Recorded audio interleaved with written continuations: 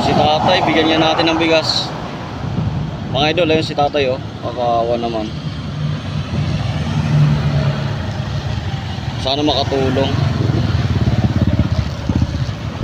Tumigil muna ako ng ilang sandali mga idol. Gawa ng naka red light eh. Kaya kasi kung tumulong na ano, ang dami na kita. Kaya inantay ko muna mag green light. Ayan. Meron din nag-video ata yun. Kaya yun. Bumaba na ako. Tinanong ko ng kung tagasan si tatay. Kaso nga lang parang mahina ng pandinig ni tatay. Kaya yun, binigyan ko na ng gandang balit na bagay. Sana makatulong. Mahina na pandinig at saka ano, hindi niya na kaya magbuhat ng ano.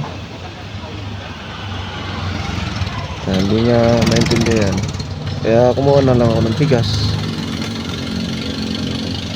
Yan, sa mga gustong tumulong kay tatay, nandito lang siya nakatambay sa may ano, Aristocrat, sa may kanto ng SBD, tapat ng Starbucks.